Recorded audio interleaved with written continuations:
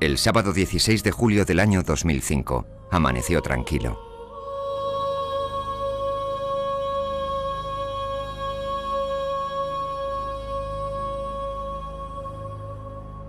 Nada hacía presagiar que en unas horas se iba a producir uno de los más devastadores y trágicos incendios forestales de la historia reciente de España.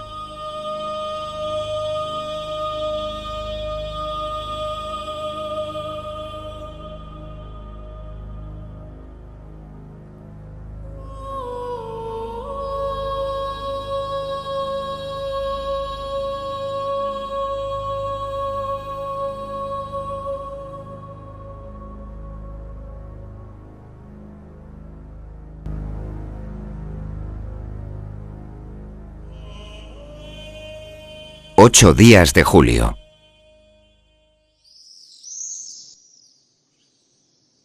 A las puertas del Parque Natural del Alto Tajo, en Riba de Saelices, se encuentra la Cueva de Casares, una gruta muy visitada por cientos de turistas cada año, por albergar en su interior una de las colecciones de pinturas rupestres del arte paleolítico más importantes del sur de Europa. Un grupo de excursionistas madrileños acaba de visitar la cueva y se encuentran en el merendero situado junto a una pequeña presa del río Salado, en un área recreativa de propiedad municipal y en la que está permitido encender fuego.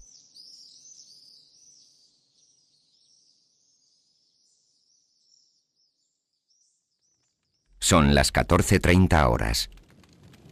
Una chispa salta desde la barbacoa, prende en el rastrojo situado junto a las cocinas y se mete en el Valle de los Milagros por las puertas del Gargantón y del Zapatero, en pleno corazón de los pinares del Ducado. El viento y las altas temperaturas hacen que el fuego avance a gran velocidad y calcine en cuestión de minutos todo lo que encuentra a su paso.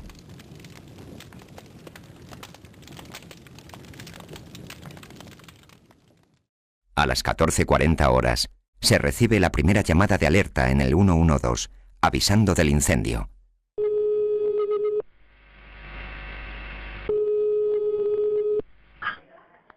Castilla-La Mancha.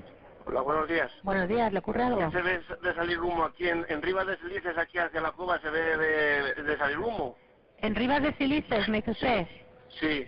¿De qué localidad es eso? Esto es de En Guadalajara. ¿Se ve salir humo? Sí, se ve salir humo de aquí en la cueva. Sí, pero ¿de dónde ve usted el humo? ¿En Ribas de Salices o por dónde? Pues en la cueva de la Riba, claro. En la cueva. ¿Y dónde está esta cueva en la Riba? Eso está en la cueva esa de los Casares, esa que hay tan famosa. ¿En la cueva de los Casares? Sí, se ve de salir algo de humo, no así mucho, pero se ve. A raíz de esta primera llamada, el Centro de Operaciones Provincial de Guadalajara activa los medios de despacho automático, el retén, el helicóptero y la motobomba de Mazarete.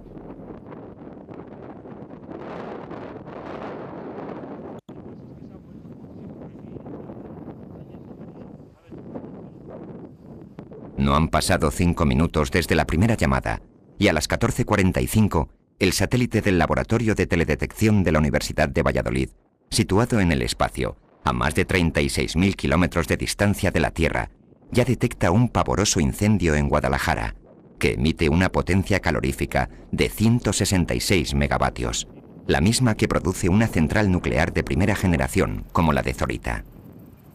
El incendio, alentado por las altas temperaturas de ese sábado 16 de julio, uno de los días más calurosos de ese año 2005, y un viento que en ocasiones superaba los 28 nudos, se adueña en pocos minutos del Valle de los Milagros y aterroriza a los centenares de vecinos de las cercanas poblaciones: Ablanque, Anguita, Santa María del Espino, Villarejo de Medina, Anquela del Ducado, Tobillos, Ciruelos del Pinar, Coveta, Luzón, Mazarete, la Riba de Saelices, Selas y Maranchón.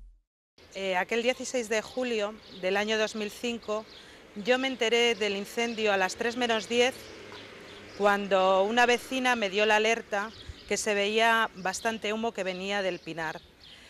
Allí empezó la movilización de toda la gente del pueblo, mis llamadas al 112 para saber qué era lo que estaba ocurriendo. El miedo nos empezó a entrar cuando vimos que aquella densidad iba en aumento. Hubo gente del pueblo que decidí mandarla hacia el Pinar a ver de dónde procedía ese humo, y entre varias personas decidimos comenzar a montar una evacuación del pueblo por si acaso. No creíamos que aquello fuera necesario, pero a las 4:30 la gente que había subido nos avisó que el fuego venía hacia el pueblo, que aquello era muy grande, que era de una magnitud tal que igual nos teníamos que ir. Se cuentan por cientos las llamadas al 112 de Castilla-La Mancha, alertando del peligro y suplicando ayuda. Una ayuda que, en estos primeros momentos, no siempre llega.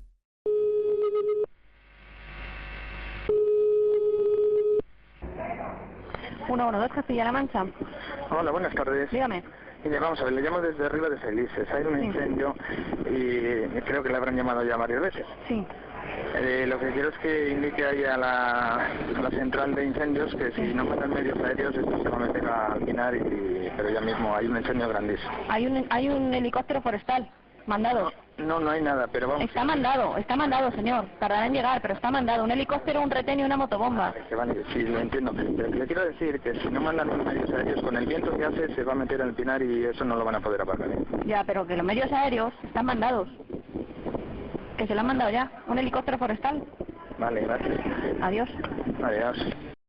Desde el centro de operaciones, a la vista de la magnitud del incendio, un monstruo que devora del orden de 30 hectáreas por minuto, o lo que es lo mismo, una superficie similar a la de un campo de fútbol de primera división cada 2 segundos, se decide ampliar el número de medios personales y materiales. Sin embargo, no siempre la ayuda requerida es efectiva. Un helicóptero pierde en 2 ocasiones la bolsa de agua y tiene que retirarse. Asimismo, de los 2 hidroaviones enviados por el Ministerio de Medio Ambiente, solo uno se queda en la zona, mientras que el segundo tiene que desplazarse a otro incendio declarado en la provincia de Zaragoza. El fuego ha seguido todo lo que ha querido, lo que es Pinar, todo lo que ha querido, los demás evitando que viniera hacia el pueblo, evitándolo. Y el Pinar ha desaparecido todo, pero ha desaparecido todo porque no ha sido insuficiente total. Yo mañana tengo que ir a trabajar, me he tenido que quedar, toda la gente de fuera, que ha habido medios, cuando salen en la televisión salen los de amarillo. A las 18 horas, el satélite meteorológico Meteosat detecta columnas de humo gigantescas que se han desplazado más de 500 kilómetros y ya no dejan ver en las fotografías aéreas la ciudad de Barcelona. Son horas de incertidumbre, de miedo, de tensión. La comarca del Ducado de Medinaceli es una de las más despobladas de España, con apenas 2 habitantes por kilómetro cuadrado, la mayor parte de ellos gente de edad avanzada. Al tratarse de un fin de semana estival, son muchos los familiares que han llegado desde las grandes ciudades para pasar unos días de descanso. Ello permite que muchos de ellos tomen la decisión de colaborar como voluntarios en las tareas de extinción del fuego. Palas, picos, tractores, ramas de pino, cubos, arados. Todo vale en esta guerra contra un enemigo que se crece por momentos. Nosotros, una vez que vimos que el incendio avanzaba, que allí había simplemente un pequeño retén con falta de medios, pues lo que nos dispusimos es en el pueblo a organizar un poco dentro de lo posible, como en otros incendios había ocurrido, pues a intentar atajarlo. Con los medios que teníamos, llenando bidones de agua y los pocos medios que teníamos a mano, pues nos dirigimos un poco hacia el Pinar, pero vimos que resultaba poco menos que imposible porque las llamas tenían tal virulencia y realmente nunca habíamos vivido un incendio de tanta intensidad, el humo, además, las condiciones, la falta de medios, se juntó un poco todo. El humo sigue avanzando inexorablemente. Hay que evacuar los municipios que más riesgo pueden correr ante el avance imparable de las llamas. Tobillos, Ciruelos, Mazarete y Anquela. Son los propios vecinos y sus alcaldes los que organizan las labores de evacuación. Según íbamos viendo que se acercaba mucho el humo, pues decidimos prepararnos un poco por si acaso teníamos que irnos de aquí. Y eso consistió pues en ir a las casas por la calle sin alarmar a la gente y tratar de avisarles y de contabilizar a la gente que había aquí en el pueblo si tenían medios o no para salir de aquí.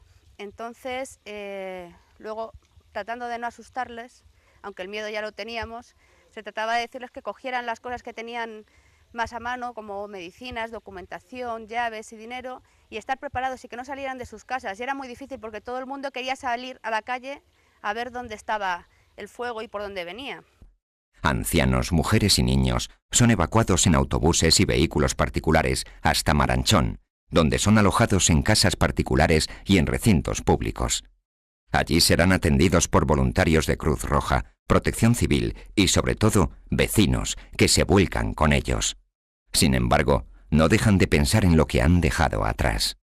Estar allí, sabiendo que habías dejado tu pueblo y sobre todo tu familia, tu marido, toda la gente que estaba haciendo todo lo posible por apagar un incendio y tú estabas allí, fue quizás lo más duro, porque el estar aquí fue muy duro. Yo entiendo que la gente que estaba aquí lo vivió muy duramente, pero el estar lejos, que claro, yo no quería llamar a móviles porque no quería molestar, fue casi lo peor. El estar toda una noche diciendo, ¿qué pasará? ¿Estarán todos bien? Mi marido, mi hermano, mis cuñados, todos apagando el fuego y yo allí sin poder saber. Lo recuerdo como una de las peores experiencias de mi vida. En las primeras horas, el incendio calcina alrededor de 6.000 hectáreas de pino, monte bajo y campos de cereales. En el frente se encuentran trabajando media docena de retenes, 2 patrullas y 2 dotaciones de bomberos procedentes de las poblaciones cercanas. Cuentan con el apoyo de 2 aviones de carga en tierra, un hidroavión, un avión de coordinación y 3 helicópteros, además de 3 máquinas pesadas. 4 días después, con el incendio totalmente controlado y a punto de ser extinguido, trabajan en el frente 19 máquinas pesadas, 25 retenes de tierra y otros 5 helitransportados, 4 patrullas, 2 dotaciones de bomberos, 2 cisternas de combustible, 2 de agua, 8 helicópteros, 4 aviones de carga en tierra, 6 hidroaviones y un avión de coordinación. El lunes ya había aviones ahí para pagar, que se estrellaban unos contra otros. Ahí había 800 retenes, ahí entró el ejército, pero el lunes, ¿sabes? El lunes. Cuando esto tenía que haber empezado el sábado por la tarde, cuando comenzó el incendio, es cuando ya tenían que haber dado directrices, cuando ya empezaron a evacuar los municipios porque tenían riesgo de incendio, que según la norma está registrado, que dice que cuando hay 500 hectáreas y con riesgo para los municipios, tenían que haber dado la alerta al nivel 2 y que hubieran entrado ya gente con poder y con medios y se hubieran puesto a controlar el incendio y entonces no hubiera pasado esto.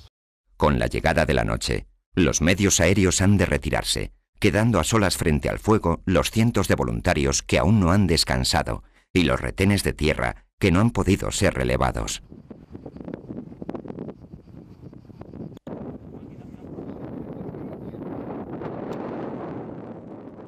El viento desaparece y la bajada de temperaturas ralentiza la evolución de las llamas.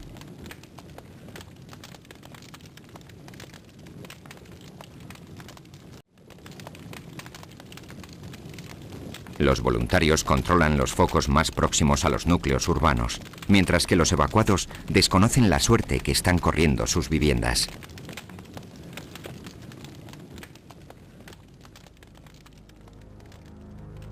Amanece en el Valle de los Milagros el domingo 17. La bajada de temperaturas de la noche ha provocado un fenómeno conocido como inversiones térmicas, una espesa niebla de humo que queda atrapada a ras del suelo, reduciendo la presencia de oxígeno a baja altura. Esta situación es extremadamente peligrosa, ya que el calor del sol de las próximas horas calentará el aire de la superficie, que ascenderá rápidamente y provocará turbulencias de viento muy oxigenado que reactivarán el incendio.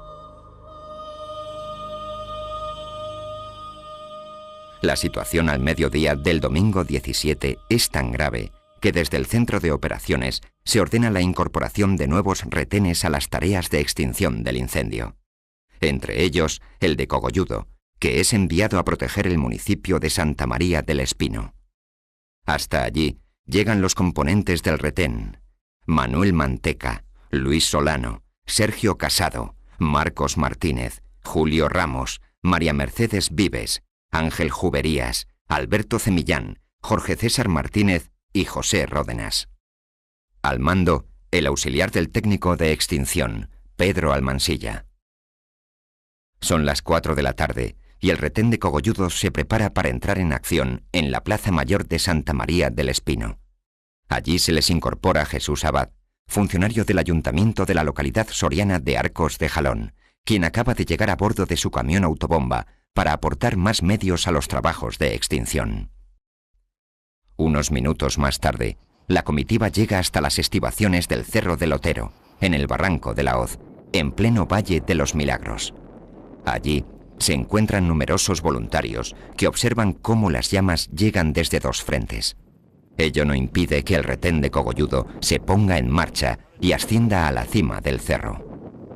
Los voluntarios, conscientes del peligro que corre el retén, llaman al 112 pidiendo ayuda para el retén y solicitando que les auxilie un avión.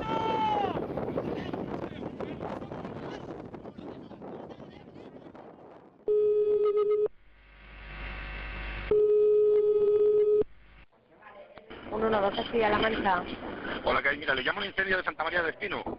Sí, dígame. Mire, se han quedado 2 coches de bomberos y 2 coches de retén atrapados en el incendio. A ver si podían mandar un hidroavión para que te agua. 2 coches de bomberos. 2 coches de bomberos, sí. Y el forestal que iba dirigiendo la operación y un coche de retén. ¿Se han quedado atrapados por el incendio? Efectivamente, sí. Mientras, arriba, en la cima del cerro, y desconocedores del riesgo que se cierne sobre ellos, los miembros del retén de Cogolludo se preparan para atacar el fuego. Algunos de ellos, en vista de la magnitud que está cobrando el incendio, como si tuvieran alguna premonición, llaman a sus familias mediante el teléfono móvil. Me llamó mi hijo a mí el domingo sobre las 5, sobre las 17 y 10 de la tarde, diciéndome que le habían llevado al incendio y una vez que estaban allí, sus palabras fueron que él no comprende qué pintaban allí, porque aquello era un incendio de una envergadura, de una dimensión que no estaba para ellos, porque ellos ni con una mochila y demás, y que aquello estaba incontrolado completamente, que no entendía lo que hacían allí, y desde entonces es la última noticia que tengo de él, no tengo más.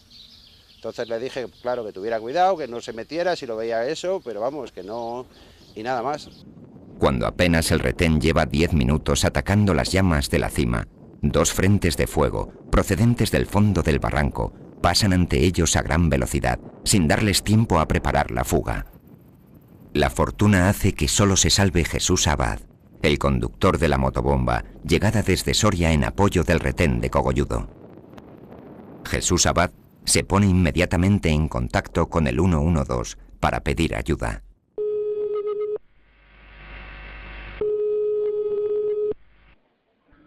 Una vez hacia La Mancha. Por favor, que alguien me saque de este incendio de aquí. Oiga, dígame. Sí, estoy en el incendio de Guadalajara. ¿En dónde? En el incendio de Guadalajara. Le oigo muy mal, señor. En el incendio de Guadalajara. Sí, ¿en qué localidad? No, me he quedado atrapado, he subido con el camión de bomberos de Arcos de Jalón, en el 23. Ay, señor, hay mucho aire. Vamos a ver, usted está en el incendio de Guadalajara, en el de arriba, ¿verdad? Sí. En el de arriba de saliste. Sí. Sí. ¿Y se ha quedado atrancado con qué? Con el camión de bomberos de Arcos de Jalón. ¿Usted es bombero? Sí. Vale, usted está cerca del incendio, ¿verdad? Sí, dígale, póngase en contacto con los que han subido a... no puedo hablar. Con los que han subido a... Ay, perdón. Sí.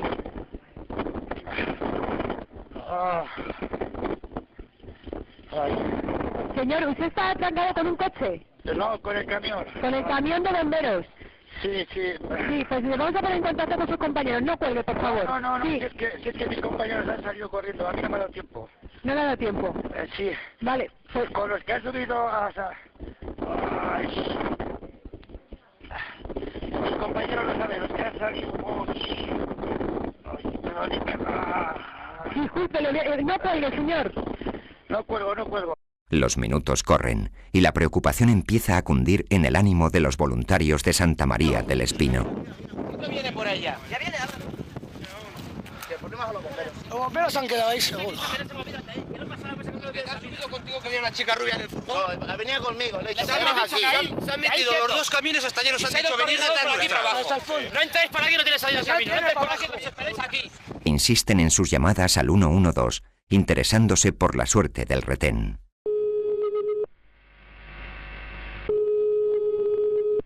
Hola, buenas tardes. Hola, buenas tardes. Llamo aquí del incendio de Santa María de Espina, en Guadalajara. Dígame. Y estaba aquí el coordinador, se llama Pedro Mansilla, y no, ya se puede localizar porque creemos que se ha quedado en... y le ha atrapado el fuego. A ver, teníamos una persona que nos ha llamado que estaba atrapado. Sí. Le hemos dado el teléfono a un compañero tuyo. Que le llamen a su móvil, a Pedro Mansilla. ¿No lo tienen por ahí? ¿A Pedro Mansilla? Sí, que es el coordinador. A ver, un momento. Esta persona, la persona que nos ha llamado era del retén de Santa María del Espino. De Santa María del Espino. Eso, ¿usted quién es? Perdóneme. A ver, yo soy un voluntario que está aquí, estamos en el fuego. Un voluntario. Sí, y se han quedado aquí unos coches atrapados. Y el coordinador era uno de ellos, se llama Pedro Mansilla. Y les llamo a ustedes porque ustedes tendrán el teléfono de los coordinadores, supongo, podrán conseguirlo. Y que le llamen a él para ver si se encuentra vivo. ¿Esta persona es coordinador de forestales? Sí, coordinador forestales, que lo han enviado para aquí ustedes. A ver. El teléfono, Pedro Mansilla. Sí. Pedro Mansilla, vale. ¿Y dónde están? ¿En Santa María del Espino? Santa María del Espino, sí. Es que nos ha llamado una persona que se encontraba atrapada, pero además de esa persona hay más gente. Joder, claro que hay más gente, me llaman, tío, hace 15 personas. Vale, no sé. Hay un atrapado que está allí. Vale, escúcheme. Estará ustedes con el coordinador. Vale, no se preocupe. Vale. Pues venga, para. Venga. Las llamadas de estos voluntarios y de Jesús Abad provocan la movilización del 112 y del centro de incendios. Una hora después de producirse la tragedia, Antonio Solís, director del COP, reconoce los fallecimientos.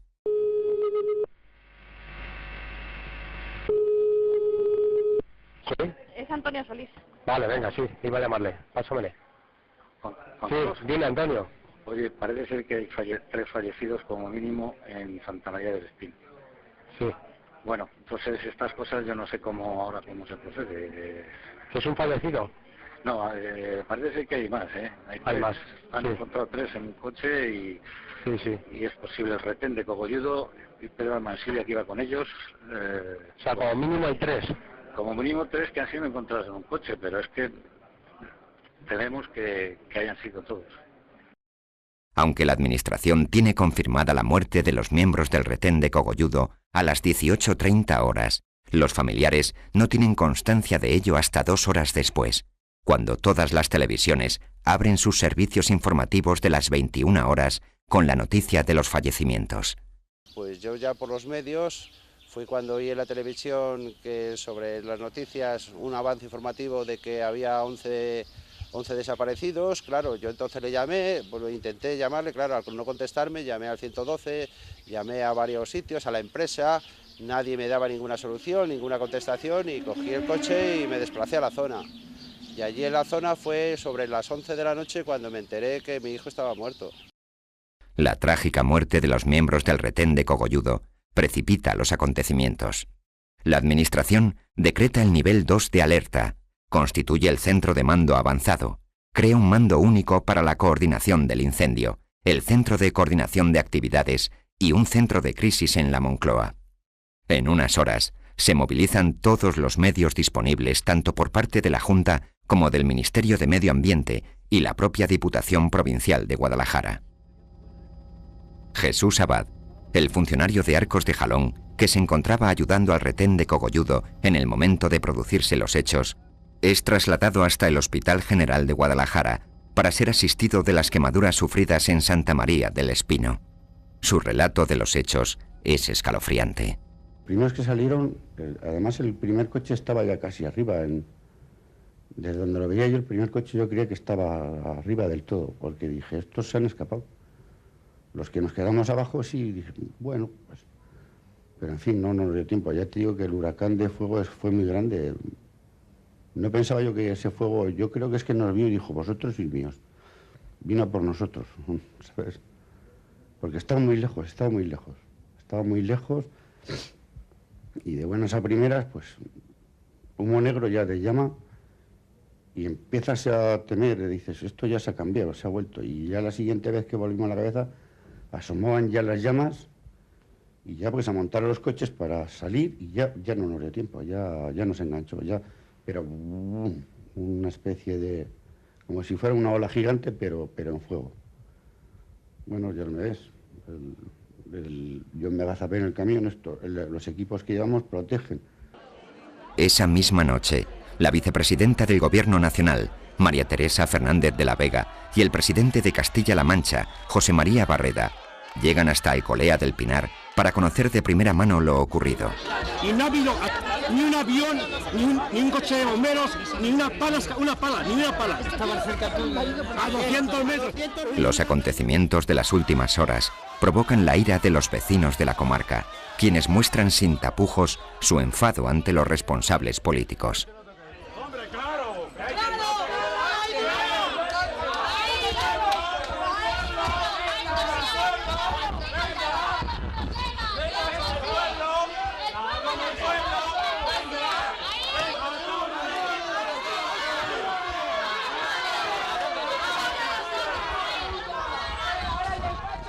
Mientras tanto, los familiares de los fallecidos tratan de conseguir algún tipo de información, por lo que se desplazan hasta la Delegación de Medio Ambiente, en Guadalajara. Allí no consiguen que ningún responsable les confirme lo que ya saben, que todos los miembros del retén de Cogolludo han fallecido.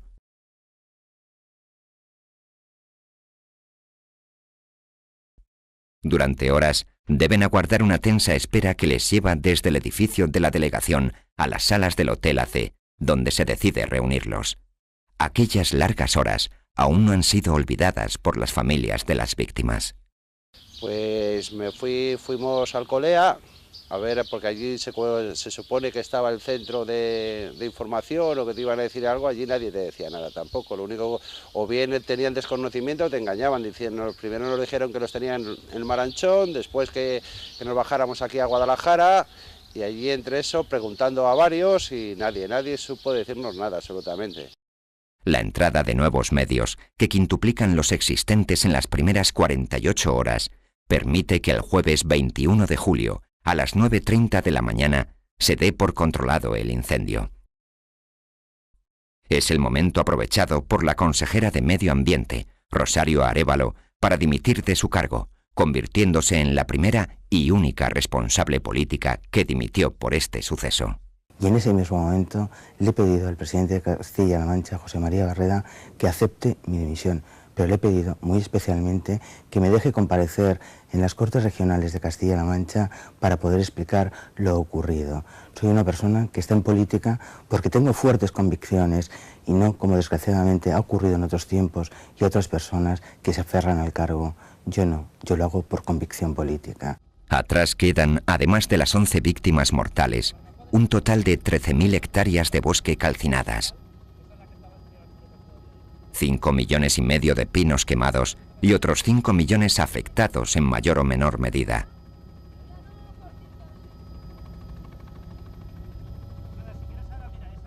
Dejan muy comprometido el futuro de la comarca para los próximos años. El viernes 22 de julio se celebró un funeral de Estado por las 11 víctimas en la iglesia de San Francisco el Grande. Ante la presencia de representantes de todos los partidos políticos y de los gobiernos de España y de Castilla-La Mancha, los príncipes de Asturias tratan de dar consuelo a las 11 familias de los fallecidos.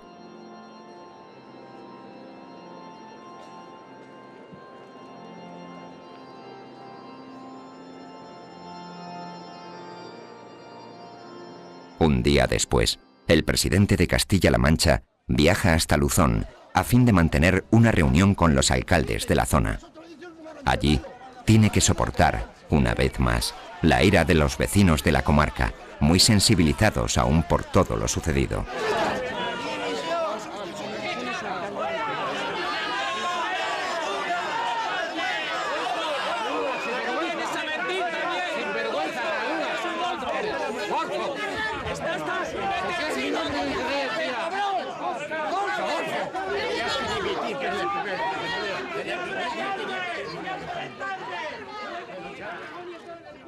Una semana después de la tragedia, el presidente del gobierno, José Luis Rodríguez Zapatero, a su regreso a España de un viaje oficial a China, hace escala en la riba de Saelices.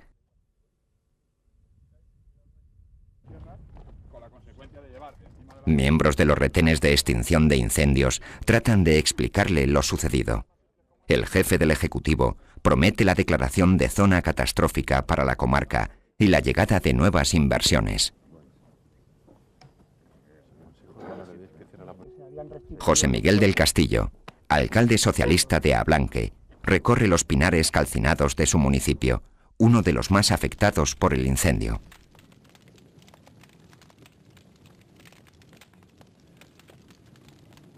Con las brasas aún humeantes, este alcalde recuerda, no obstante, que lo primero siempre ha de ser preservar la vida de las personas. Las vidas humanas también hay que salvarlas lo primero, aunque tengamos el valor de pelear y aunque tengamos el valor de luchar. El viento es terrible. Yo también admito que el domingo nos quedáramos pues tiesos al conocer las muertes, que no se queme nadie más y que arda lo que arda. También lo comprendo humanamente. Es antes un muerto menos que 1000 hectáreas. Han pasado algunos años desde aquella aciaga tarde del 17 de julio de 2005. Las familias de 9 de los 11 fallecidos siguen sin obtener respuesta a sus preguntas, por lo que decidieron formar una asociación para unirse en búsqueda de la verdad. José María Manteca es su portavoz. Pues a raíz de una huelga que hizo de un día por cada miembro del retén fallecido, que le empezó David, empezamos el medio ambiente, entonces es cuando ya tomamos un contacto firme las familias, empezamos ya a conocernos, empezamos ya a contrastar informaciones y vemos que nada más estamos recibiendo mentiras, que nadie da la cara y demás. Y es cuando acordamos el reunirnos el 17 de cada mes en el medio ambiente con el lema para pedir verdad, justicia y el cese de los responsables. Esta asociación no quiere que la muerte de sus familiares quede en el olvido. Por ello, todos los meses, el día 17, se concentran ante las puertas de la Delegación de Medio Ambiente. También han convocado varias manifestaciones, convirtiéndose una de ellas, la celebrada el 17 de diciembre de 2005, en la marcha más multitudinaria que ha vivido la capital alcarreña en los últimos años.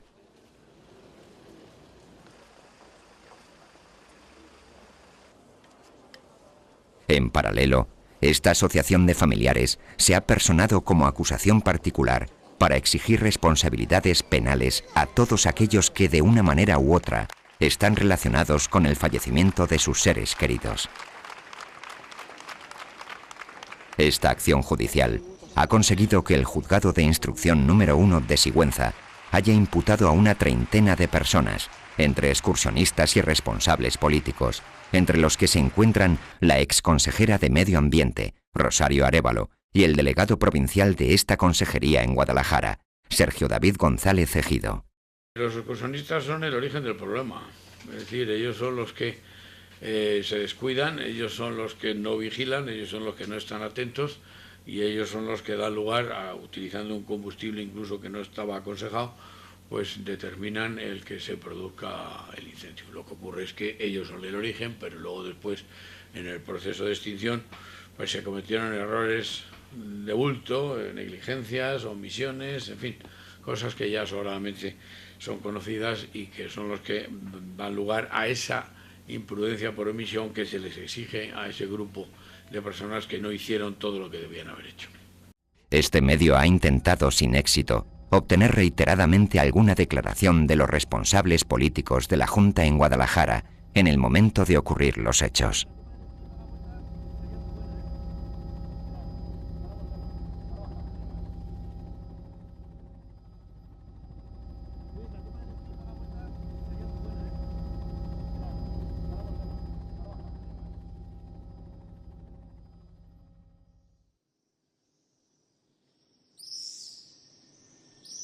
Han pasado 3 años. Las últimas y copiosas lluvias de la pasada primavera han barnizado de verde el Valle de los Milagros.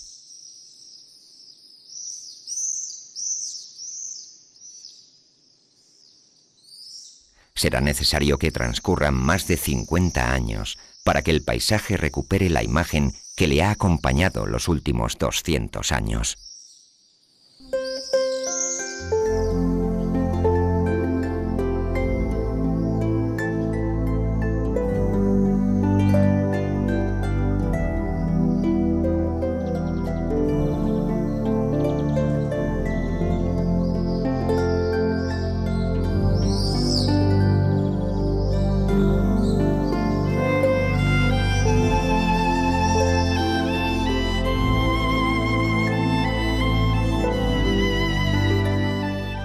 Desde un pequeño rincón de Mazarete, una pequeña placa y 11 pinos recordarán siempre que 11 héroes fueron los protagonistas de 8 días de julio de 2005.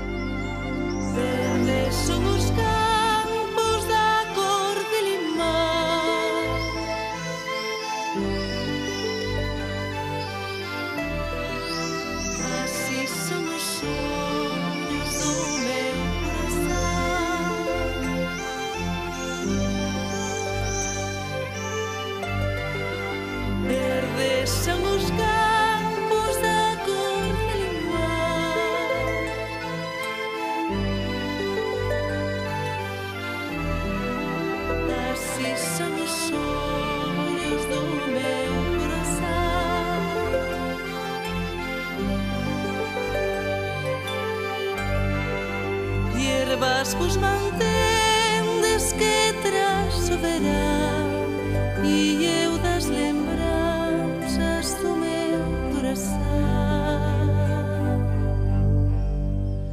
Verdes son os campos